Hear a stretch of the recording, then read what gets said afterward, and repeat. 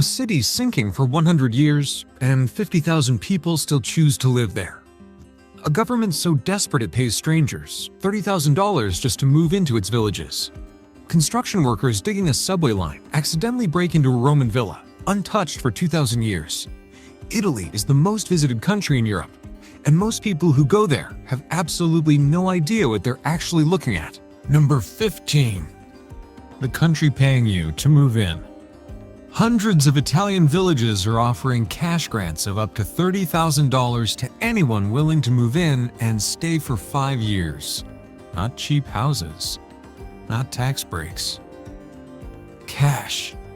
Towns like Borgo Mizzavel, Presice, and Tiora are so empty they are desperate. Italy has lost over 2 million rural residents in a single decade. 5,500 villages face complete disappearance by 2050. Who is answering the call?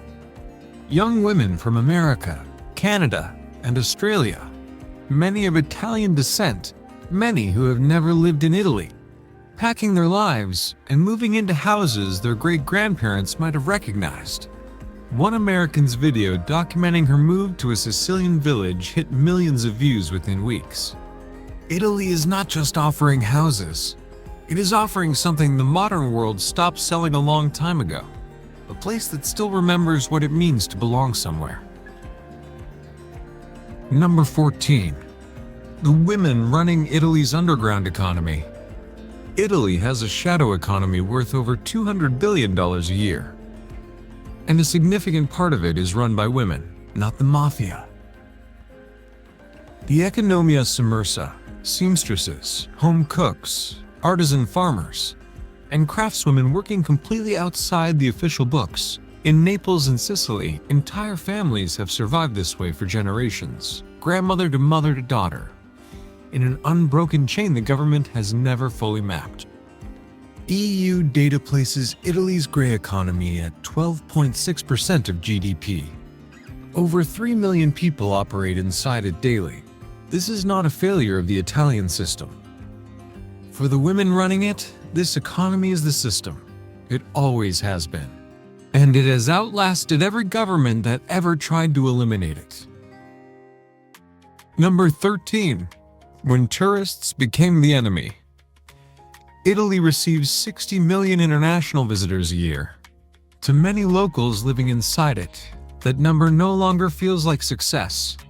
Florence installed loudspeakers in residential streets emitting deliberately unpleasant noise to stop tourists from entering neighborhoods where real families live. Venice charged an entry fee for the first time in 1,200 years of history. Rome fines visitors up to $450 for sitting on the Spanish Steps. Venice gets 30 million tourists annually. It has 50,000 permanent residents. That is 600 visitors for every single local. The word appearing in Italian newspapers and city council debates is tourismophobia, the exhaustion of living inside your own home, while millions of strangers treat it as a theme park. The country the world most wants to visit is slowly becoming a place its own people can no longer afford to stay in. Number 12. The secret cities beneath the streets.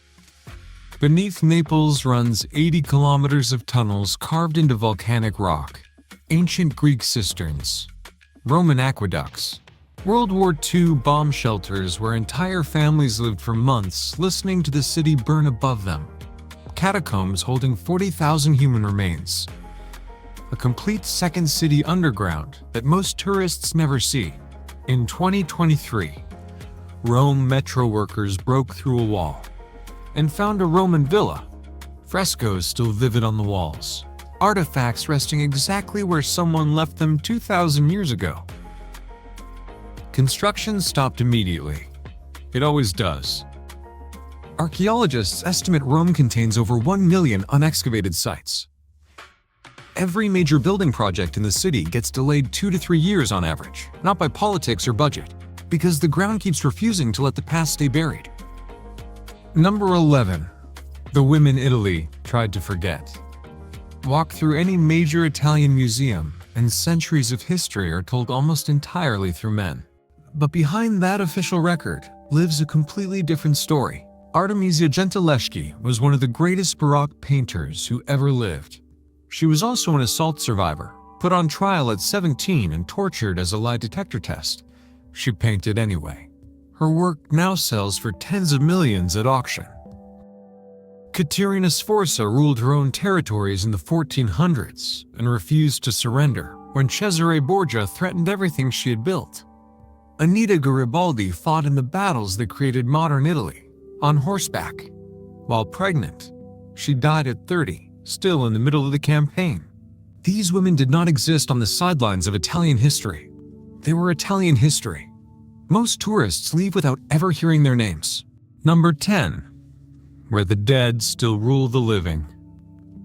Italy's inheritance law is unlike anything in the modern Western world. Children cannot be fully disinherited, legally, no matter what the parents want.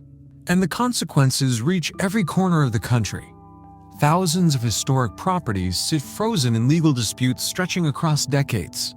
Families that have not spoken in 30 years co-own crumbling Renaissance buildings that nobody can sell, renovate, or demolish.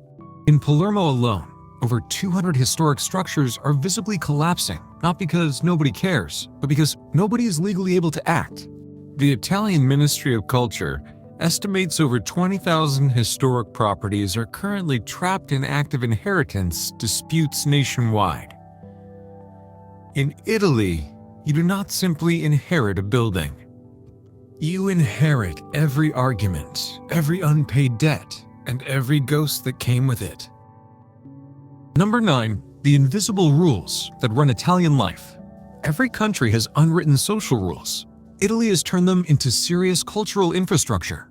The concept is bella figura, the obligation to present yourself, your family, and your behavior with dignity and grace at all times. No swimsuit in a restaurant, even if the beach is 30 feet away. No cappuccino after 11 in the morning.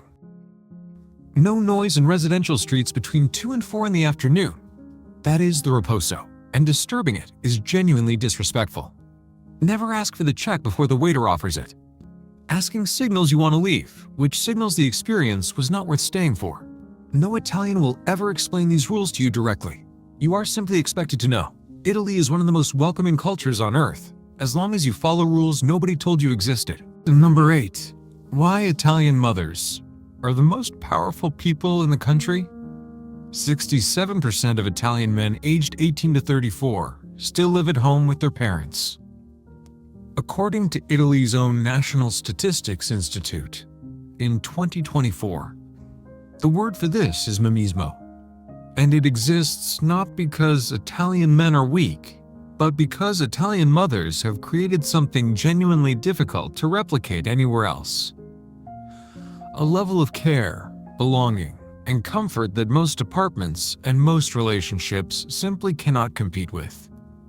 Sunday lunch in Italy is not a meal.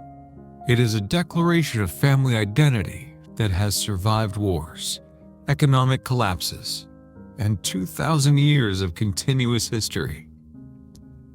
At the center of it is always a woman who has been cooking since early morning and will not sit down until everyone else has eaten twice. People ask who really runs Italy. The answer has never been complicated. Number 7. The food wars that never end. Italy has actual food police, government investigators, the Nucleo Antifrodi, whose entire job is hunting down counterfeit Italian food. Because Italian food fraud is a $4.3 billion global criminal industry. Fake Parmesan, counterfeit olive oil, prosciutto that has never been within 500 miles of Parma. Domestically, the battles are equally intense. A Bologna restaurant was nationally boycotted in 2023 for using spaghetti instead of tagliatelle and traditional ragu. Carbonara without cream in Rome is not a preference. It is a moral position. Italy has registered over 800 protected food designations with the European Union, more than any other country on Earth. Breaking pasta before cooking it is not just wrong in Italy. In some households, it is considered a legitimate reason to ask someone to leave. Number 6. The island that smells like hell and looks like heaven. Volcano is a small island off Sicily, where the ground is warm under your feet, sulfur mud bubbles at the shoreline, and the air smells like something deep underground is trying to get out. 700 people live there year-round. In 2021, the island nearly evacuated entirely when underground thermal activity spiked to dangerous levels. Tourists still come specifically to sit in the volcanic mud pool steaming beside an active crater. The waiting list to visit is months long. This is not unusual for Italy. 3 active volcanoes, millions of people living within range of Vesuvius, the same mountain that buried an entire Roman city without warning. Italy does not build away from danger. It builds right beside it, opens a restaurant with a view, and calls it home. Number 5. The earthquake country that always rebuilds in the same place. Italy is one of the most seismically active countries in Europe. The Apennine Mountains running down the spine of the peninsula, some of the most visually dramatic landscape in the Western world, are also its most geologically unstable. Amatrice, 2016. The earthquake killed 299 people and destroyed a medieval town in seconds. Survivors rebuilt on the same ground. They always do. L'Aquila, 2009. 309 people died. The scientists were later prosecuted for failing to adequately warn the public. Italy records over 700 earthquakes per year. 5.6 million people live in the highest risk zones. Italy knows the ground beneath its most beautiful landscapes can open without warning. It builds there anyway.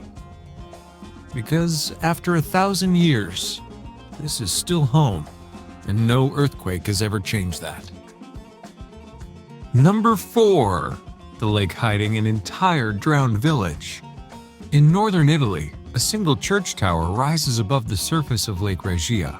Nothing else is visible above the water.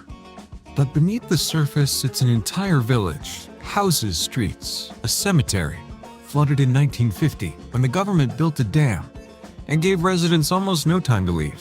In winter, when the lake freezes solid, people walk across the ice to stand beside that tower. The village's last surviving original resident died in 2019. Her final wish was to have her ashes scattered above the water where her home used to stand. Italy holds ancient cities underground and drowned towns beneath its lakes. This country does not let go of what it has lost. It keeps the past visible, just beneath the surface, always within reach. Number 3. The generation that can no longer afford to be Italian. Average monthly salary for an Italian under 35, 1,200 euros. Average rent for a 1-bedroom apartment in Florence, Rome, or Milan, 1,400 euros minimum. The math does not work. It has not worked for a long time. 300,000 young Italians leave the country every year. They call themselves cervelli in fuga, the fleeing brains. Educated by Italian schools, shaped entirely by Italian culture, then quietly pushed out by Italian economics. A 28-year-old from Florence said it simply, "My country is a museum, and museums do not pay rent." That sentence spread across Italian social media within hours. Because she was not being dramatic, she was being precise. Italy preserved its past more carefully than almost any civilization in history. The tragedy unfolding right now is that it may have forgotten to build a future its own children can actually afford to live inside. Number 2. The secret languages Italy never talks about. When Italy unified in 1861, only 2.5% of the population actually spoke Italian. Everyone else spoke something completely different: Venetian, Neapolitan, Sicilian, Sardinian, not dialects. Separate languages with their own grammar, their own literature, and their own identity. Today, 34 regional languages are still officially recognized inside Italy. Neapolitan has 5.7 million speakers. Some villages in the Alps still speak Aquitaine, the language of medieval troubadours, completely unchanged for 700 years. Sardinian is linguistically closer to classical Latin than modern Italian is. Italy is not one country speaking one language. It is 20 cultures and 20 histories held together by a shared flag and a centuries-long disagreement about how pasta should be made. Number 1. Why Italy is the most human country on Earth. No country on Earth contains more contradiction inside a single border. Some of Europe's wealthiest regions and some of its most persistently poor inside the same country, sometimes the same city. The civilization that created modern law, architecture, and philosophy. The government that still struggles to make its trains run on time. Women who helped build this country from the foundation are still, in 2026, fighting to be seen inside it. Villages emptying while famous cities overflow with strangers. Young people leaving while the elderly refuse to go. Ancient history breaking through the ground every time someone tries to build something new. And yet no one who has ever spent real time in Italy, not tourist time, real time, comes home unchanged. Not because of the art, though the art is genuinely incomparable.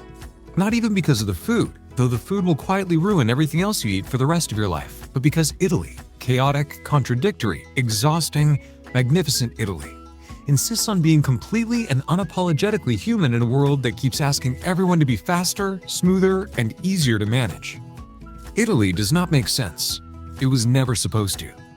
And that is exactly why the entire world cannot stop thinking about it.